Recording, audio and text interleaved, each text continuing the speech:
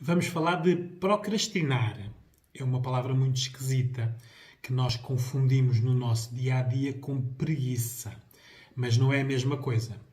Procrastinar é adiar uma tarefa, por isso não a fazer logo. Isto é uma razão para muita falta de produtividade e para muitos problemas emocionais nas pessoas. Geralmente é confundida com preguiça porque nós achamos que quem não faz é porque não quer fazer. Mas não. Procrastinar tem razões emocionais e físicas.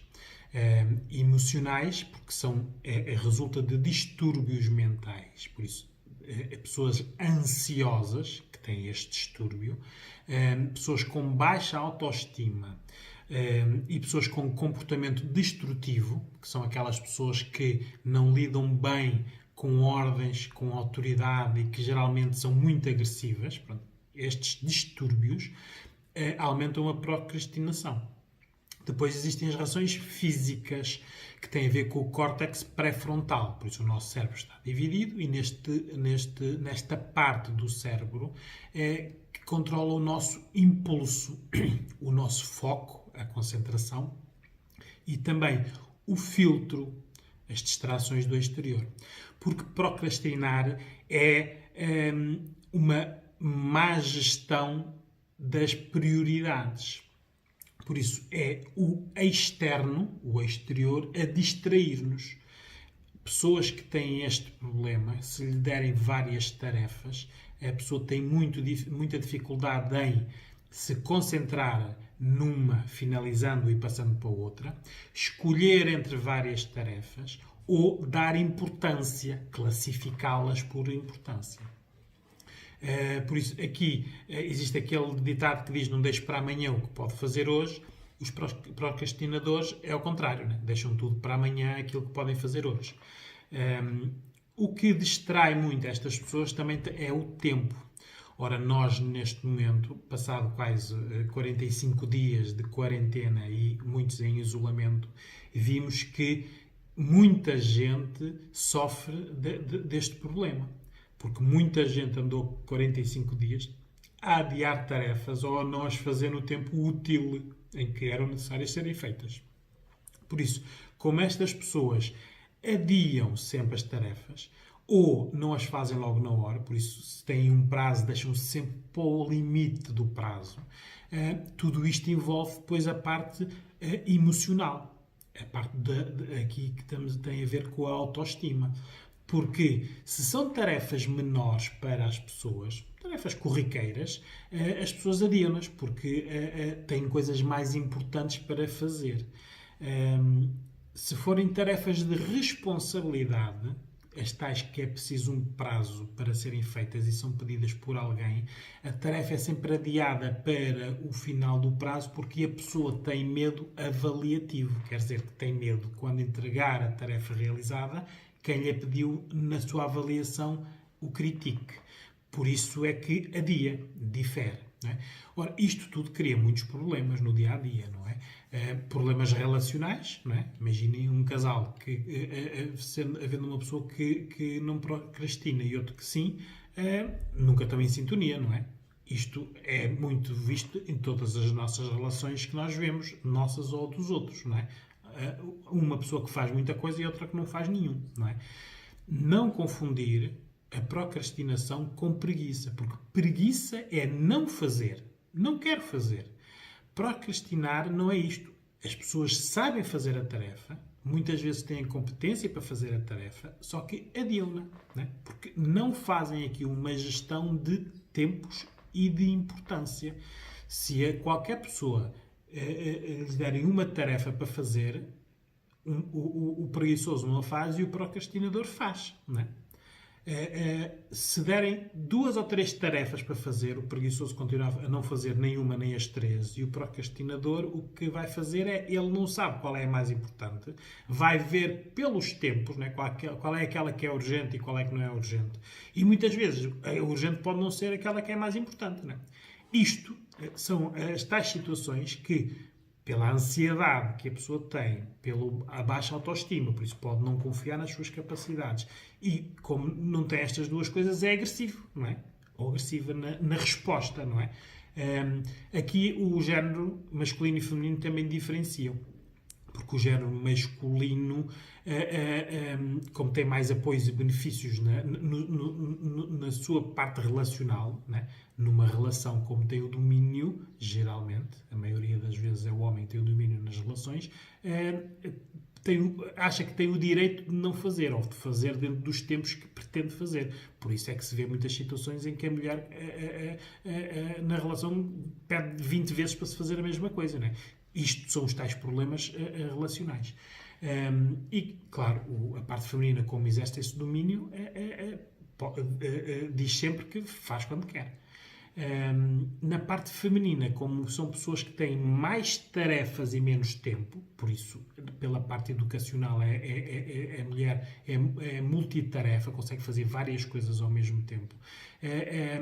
Se não tiver a razão física, a tal parte do córtex pré-frontal, geralmente não é muito procrastinadora, porque não tem tempo ao ser, não é? Tem tanta coisa para fazer e consegue fazer várias coisas ao mesmo tempo que acaba por ser menos, ou procrastinar menos que o género masculino.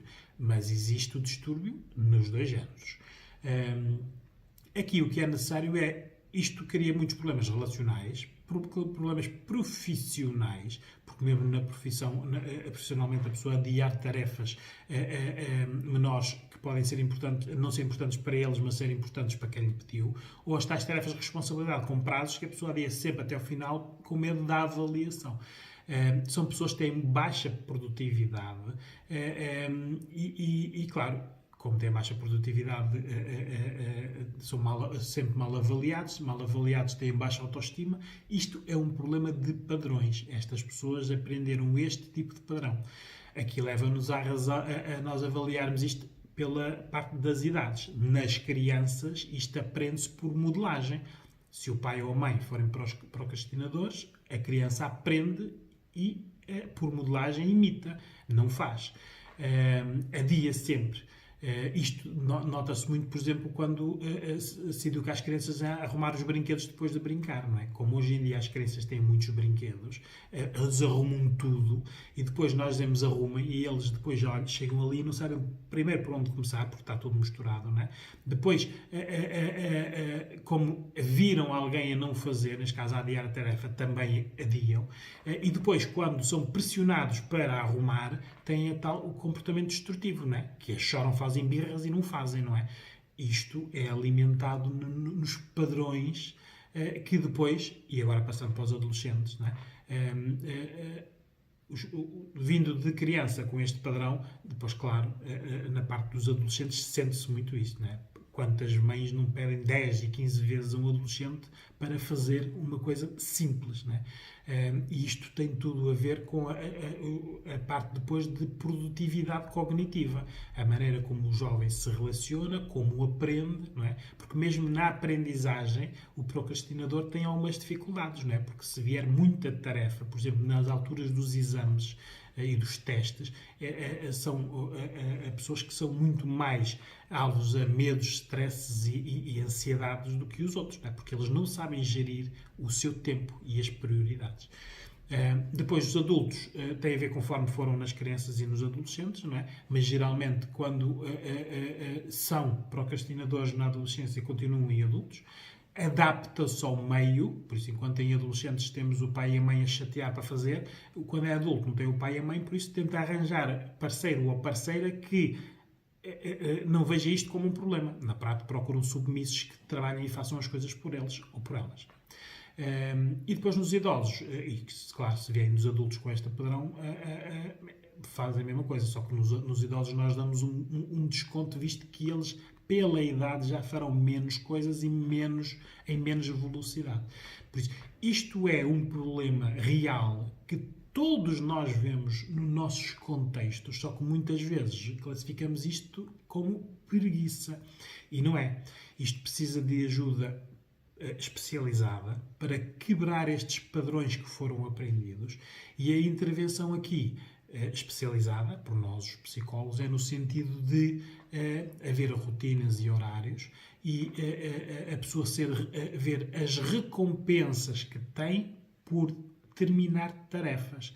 Porque um procrastinador acaba por não ter muitas tarefas finalizadas, né? Ou bem finalizadas, ou depois de finalizadas, bem avaliadas. Por isso, fica com menos autoestima, menos confiança e nas próximas tarefas mais adia, né? Porque isto é sempre este círculo.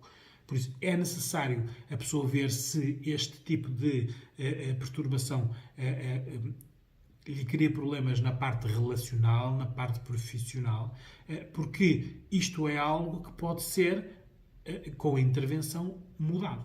Porque hoje em dia, todos nós, nas nossas relações, gostamos de ter sintonias e pessoas que estejam o mais perto possível dos nossos interesses e das nossas características. Estas pessoas têm sempre muitas dificuldades em arranjar pessoas que se encaixem neste padrão de adiamento de tarefas e, profissionalmente, geralmente são pessoas que não têm empregos muito estáveis, não é? Porque nunca são bem avaliados, logo nunca estão muito tempo nos mesmos empregos. Por isso, isto é um problema real que precisa de intervenção.